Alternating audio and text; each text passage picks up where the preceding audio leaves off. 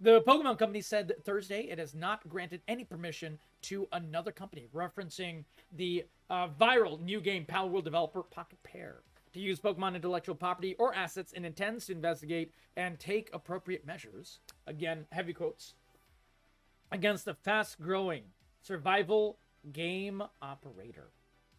The statement is Pokemon Company's first acknowledgement of Palworld's fast-growing survival title, which has sold over 8 million. By the way, this number has gone up. This number is up to, I think, 11? Or is it 14? It's something, it's something in the teens, I think. How many copies has Palworld sold? It has hit 19 million players. And just on Steam, it's sold 12 million. So, right here, according to this, from 3 days ago, 12 million copies on Steam. This game has made over $500 million, by the way. And let me remind you guys, it has made $500 million while being a game with 0 microtransactions, not a single microtransaction. And they're not sad, they're just working hard. They're just, you know, a little sleepy, that's all. So, yeah, they look sad. With 0 microtransactions, and for only $30. And it's on sale for 10% off, so it's actually like, you know, $27 or something. So, it's actually insane. Palworld is approachable, and it's a little empty at the moment. If it gets updates, I see it being very good. Yeah, Veniza, it's like, no game is made to be played like 15,000 hours, you know? Like, it's just, you know, except like World of Warcraft, you know, our style of MMOs. But like in general, or like League of Legends. But like besides those kinds of games, like most games aren't made to be played like forever. But this is a game that's like really, really its money's worth. And that's one thing I realized is why people vibe with the game so much. Because it's like, it respects people's time. You don't have to play it like a billion hours. There's nothing there to like, you know, force you to grind. It's like, play as much as you want, enjoy it. There's goals, lots of goals. I've played about 30 hours of the game, and I'm still at like the very beginning. I'm only level 20. So I've not explored a lot of the map yet or anything like that, but you've still enjoyed thoroughly. And you know, considering how far I've gotten in 30 hours, I would say, like, in order to probably complete the game, it'd probably be like 150 hours or so in order to like complete all the content. And for a $30 game, that's really good. I love that, like, and also it's like, it's really cool because it's like an indie developer. They're starting at the very beginning. They've made a couple of small games here and there, but this is like another, you know, this is like definitely their biggest game by far. So it's really, really cool to see. I'm very, very happy about that. Also, but yeah, favorite thing is that it openly allows people to change their single player settings. Yes, exactly. Yeah, Veniza, you know what's funny? Ark Survival Evolved still won't allow you to do that for single player.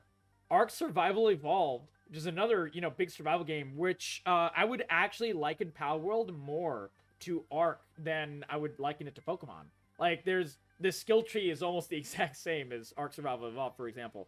And so on and so forth, which is not a bad thing. But, like, you know, they changed a whole bunch of other stuff. Doesn't really matter. Ark Survival Evolved, you can only change settings for, like, big servers. And, like, creating your own server and stuff. So, they've done even better than that. They thought of this at the beginning. Whereas Ark took years to put that setting in. It's just like, how are they doing these things? Oh, they're listening to the people. Oh my god, wow, this is great. This is such a fantastical, weird way to look at things. Man, I wish there was a company that makes Monster Catcher games that has been out and making Monster Catcher games for years that could learn. Oh my god. I wonder if, you know, there was this game company that makes the popular Pokemon series. Would they listen? No, that's too complicated for the Pokemon company, guys. That's too complicated. And, you know, it's really that simple. Like, the reason I talk about Palworld so much is because it's nice to see a company listen like the novel concept, exactly, Veniza. Listen to the audience and be like, all right, you want us to change this, this, and this? It will take us literally just a couple of days.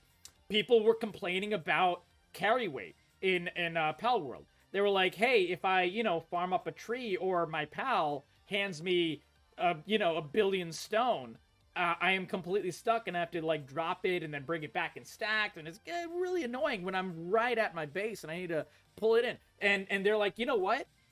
Fixed. How long did it take? Did it take like a giant major patch from Palworld? No, it took like 3 days. They fixed it in like 3 days, Veniza. It's amazing.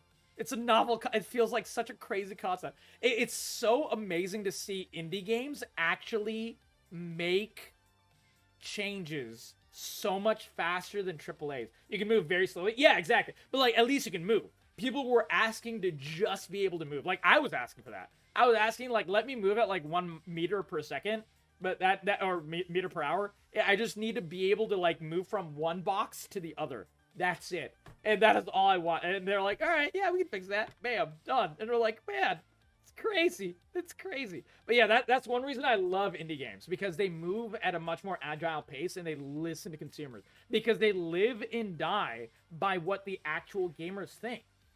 Whereas a lot of AAA companies, they live and die by what the shareholders think. And let me tell you, shareholders are not the gamers. Very few gamers are shareholders in major companies. Very few. And the higher-ups in the companies, they don't listen to gamers generally. They listen to shareholders. And that is why we see shit like EA putting thousands of microtransactions into games, ruining even established single-player games like Dead Space, and making Dead Space 3 a microtransaction-laden hell. Shareholders ruin games? Yeah, very, very often, Veniza. Very, very often. Before I continue with the article, Doc asked, sometimes I get reminded I'm absurdly into niche things, and most people have no idea what I'm talking about. I usually talk people into, I talk to a lot of people who know what I'm talking about. Yeah, exactly. I mean, that's okay. It's whatever is our, singular universe is what they do. What they do to sports games. Oh, yeah. I mean, dude, sports games betting has become so bad. Like, you know what's sad? EA has increased the viability of sports betting as an entire genre of betting. So many people that have played FIFA and have decided that they want to get into actual sports betting because they're basically doing sports betting in FIFA, for example, is an astronomical number. And I don't think anyone's really talked about it. Sailor, how you doing, Sailor Andromeda? It's so good to see you, my friend. All of the love. Great to have you back, my friend. Happy evening. We're actually doing a small Just Chatting segment before we swap to the next game with the lovely Palworld. Sailor, have you ever played Palworld? Okay. Well, sorry, I forgot where I was. Yeah, okay. So the statement for Pokemon Company's first acknowledgement of Palworld's fast-growing title, which is now over 8 million copies. As TechCrunch previously reported, Palworld is also attracting a growing number of criticism, mainly from the fans of Japan's legendary firm, the Pokemon Company, and Nintendo, over perceived plagiarism and uncanny resemblance. And they don't realize what Dragon Warrior Monsters is, if they are really worried about uncanny resemblance. However, its fusion of monster collecting, automation, and survival crafting mechanics has struck a chord with players nonetheless. Palworld, available on PCs via Steam and Xbox, taps into pent-up demand for a modern take on the monster taming genre that Pokemon arguably created, but has failed to significantly evolve. They didn't even create it. This is Dragon Warrior and Dragon Quest created this genre. Okay. All right, TechCrunch. That's a little wonky there. Driven by genuine interest or desire to punish Nintendo, the primary distributor of Pokemon games, for stagnation, gamers have flocked Palworld for its fresh take. Pocket Pair released it on January 19th. Blah, blah, blah, blah. Pocket Pair chief executive, Takuro Mizobi, cautioned earlier this week that his team was receiving slanderous comments and seeing tweets that appear to be death threats. Oh, dude, he didn't even say it like this. He just said straight up that his developers are receiving death threats. He didn't say, oh, we're perceiving it as death threats. He literally said our developers and our artists specifically are receiving death threats. There's no perception there. It is what it is. And this is the problem with people that are way too into a specific game or genre. And when they call themselves stans, usually, that's when you have to worry about someone. And not all stans are bad, but a lot of them are. And anyone who gives death threats for anything in any video game is legitimately insane and needs to get help and needs to get off the internet. Straight up. Like I read earlier today, it broke my heart. Here's another example of people being idiotic about video games. Do you know The Last of Us? Last of Us Part 2. So I never played Last of Us. I never played Last of Us Part 2. They're on my list. I love zombie games. I know I need to play it. I'm sorry, chat. You have to do so much variety. I'm very behind on the variety. I understand. It will be done. However, Last of Us Part 2 introduces a character named Abby. Abby is an inherently extremely unpopular character. I have been able to dodge most spoilers for that game, but not all of them. And I know that she does something by killing some major character, which everyone is pissed off about. The voice actress for Abby, who had no say in what Abby does, she's literally just the voice actress, is one of the nicest people on the nerdy side of the internet that I've ever seen. Her name is Laura Bailey, and she has been the star of like a billion different games. Like, seriously, a billion different games? She's on Critical Role. She's like, dude, she's like the nerdiest and nicest person ever. And she received death threats for literally just voice acting a character. People need to chill the fuck out about these games, man. Like, it is actually astounding. It is pathetic to do these kinds of things over a game. But anyways, that's just a random aside. But man, I just saw that news today, and watching like Laura Bailey's interview about it, and she's like tearing up, talking about like how her, at the time, under 1-year-old child, she had her kid right after Last of Us 2 came out, her kid was like receiving death threats. It was just, oh my god, man, it absolutely broke my heart. Anyways, this is what game developers receive all the time. This is like what a lot of people on Twitch receive all the time. I don't open my Twitch DMs or my Twitter DMs for that exact reason. If you want to DM me, never DM me on Twitch or Twitter, because all of that is basically just like either slurs or death threats, or both, because of like toxic fucking idiots on the internet. And I don't care. I just don't look at them. But I mean, no one should receive them, and no one should send them ever. Like, I don't think it's ever a thing that should happen. But yeah, and this is why I am so vocal about talking about this game, because the discussion about this game has, like often happens in gaming, has turned so toxic. I feel the need to speak up. You know me, I hate a pylon. And every time I see a pylon, I'm going to talk about it.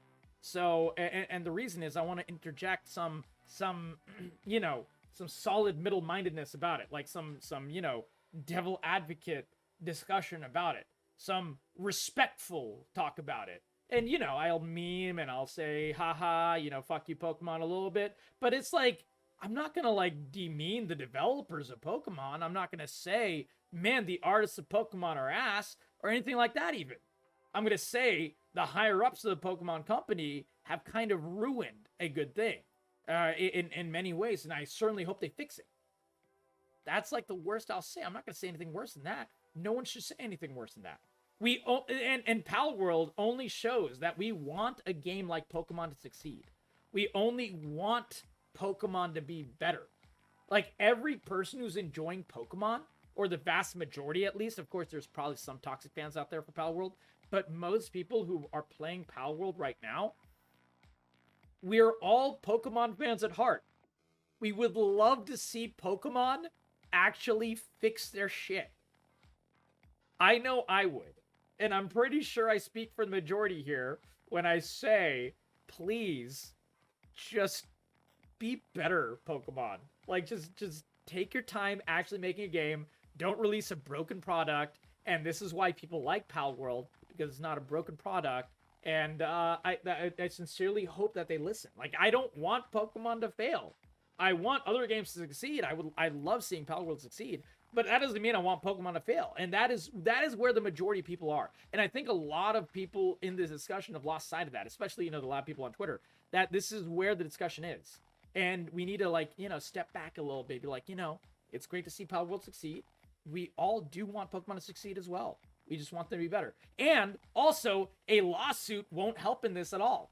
A lawsuit is not going to help Pokemon succeed. And the interesting part is Nintendo realizes it. So going back to, like, the real point of this video, Pokemon Company says it intends to investigate Palworld. This is where is there the actual statement? Yeah, let me read the actual statement. Here's the actual statement. Inquiries regarding other companies' games. This is from Pokemon Company itself. We have received many inquiries regarding another company's game. They won't even say who it is. Game released in January 2024. We have not granted any permission for the use of Pokemon intellectual property or assets in the game. We intend to investigate and take appropriate measures to address any acts that infringe on intellectual property rights related to the Pokemon. We will continue to cherish and nurture each and every Pokemon and its world, and work to bring the world together through Pokemon in the future. Pokemon Company. This statement, I work in business. This is my day job. For anyone who doesn't know or is hopping into this video or the stream for the very first time, my day job is business. This is literally we call this in the lexicon of what we do, a CYA.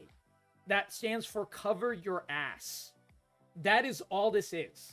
This is them telling anyone that, because they've apparently received like millions of emails from like rabid Pokemon fans being like, everyone's copying Pokemon. Oh my God, you got to do something here, man. You got to sue them. You got to destroy them. Get the lawyers lined up, man.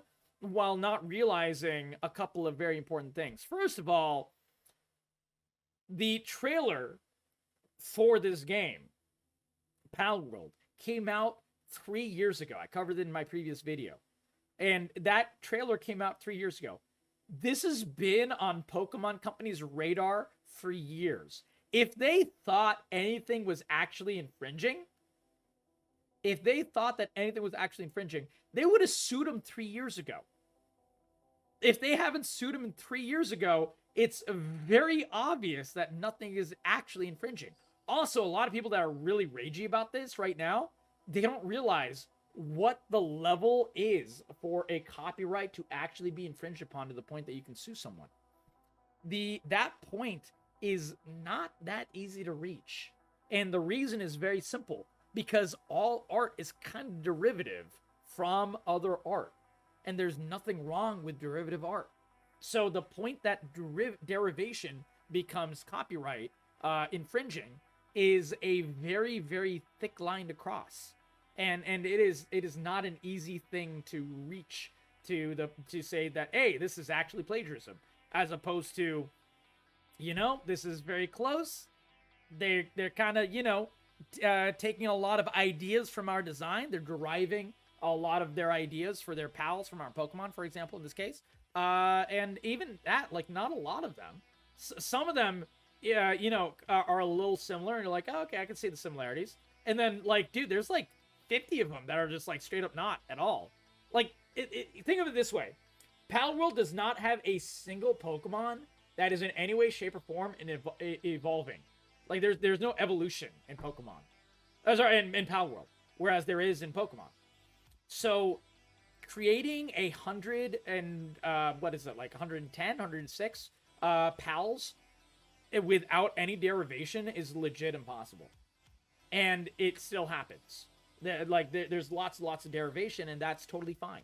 You can only create so many, grass snakes. And it only makes sense for a snake to be grass. Sure enough, they're both grass snakes. Oh my God.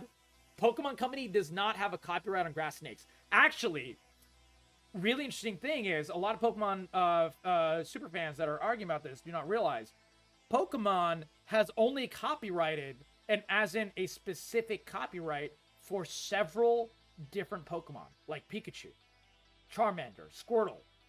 You can look them up. Only certain Pokemon have actual copyrights. Not all of them. And why is that? Because they're derivatives themselves. Straight up, that is exactly why. So you can't really copyright something that you derive from something else. Namely, like I was saying and implying heavily earlier, Dragon Warrior monsters. And Dragon Warrior, Dragon Quest, they all use the same monsters.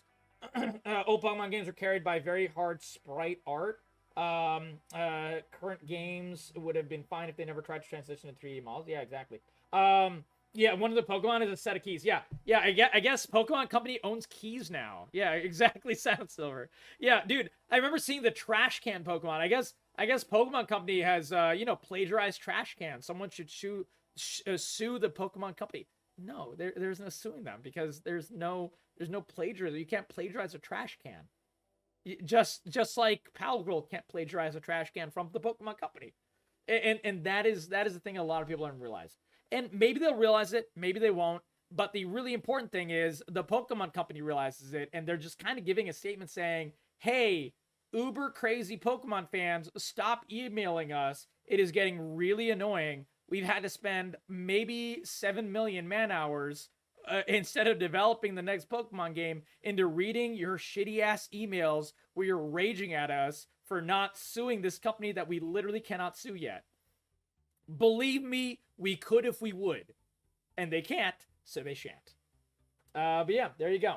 Derivative designs, Rattata. Yeah, exactly. That's exactly my point, Doc. Exactly. Rattata is a prime example of derivative design. But yeah, that was something I wanted to talk about. This is definitely something that's been on my mind, and we love Palworld in here, but we are by no means like a stan. I will argue, with people being crazy about Palworld against it, and I'll be arguing with people that are crazy for it, saying that, oh man, there's nothing alike. No, it's derivative. It's derivative on purpose. They stated it's derivative. The artist stated that they took heavy inspiration from Pokemon. The thing is, that's okay. Nothing wrong with that. I'm, in fact, glad. Dude, I love the genre of RPG, open world, and survival. And I love indie games. This has made more people look at all four genres. Enshrouded just sold over 1 million copies on Steam. Why is that? Part of it has to do with so many people playing Palworld. They're like, man, survival games are fun. This is like their first survival game. 14 million people, this is like at least several 100,000 people's first survival game. And as a result, now they're looking at survival games. And they realized a game like, for example, Enshrouded, which is a very deep survival experience, similar to like a Valheim kind of thing. They're like, they jumped to that, and Valheim, and Enshrouded sold over 1 million copies on Steam in under a week. That is awesome. Indie games in general oftentimes feed off of one another, and they really, really broaden out the gaming base. They introduce a lot of gamers to new games, and I really think that's a good thing. I remember Vampire Survivors, prime example. Vampire Survivors came out, and all of a sudden for the next, 2-3 years after Vampire Survivors stole the hearts of everyone, and it's not the first game of its genre, it just popularized it. And it created its own subgenre called Survivors games. And there's now, so many Survivors games. Everything from 20 Minutes Till Dawn, which is stellar in its own right, to Halls of Torment, to, everything in between. Brotato, and so on and so forth. And all of these games became more popular, and some of them were only created because of how popular and interesting and unique and cool and eye-catching that Vampire Survivors was. So indie companies do this all the time, and it's only a good thing. And this is a good thing for gaming in general. Giving the Pokemon Company a giant wake-up call, and Nintendo a giant wake-up call, saying, hey, you can't feed us the same bullshit slop that you have for the past several years. You're going to have to actually try your next game, is not a bad thing for gamers. And I think it's not a bad thing for Nintendo or the Pokemon Company either. So I think if Pokemon fans realize that sooner, they'll probably end up with a better game, and we'll all be happier. There we go. Dinner's ready? No worries, Rach. Absolutely. I just cooked as well. All right, my friends. That was a good chat. I hope you guys enjoyed it.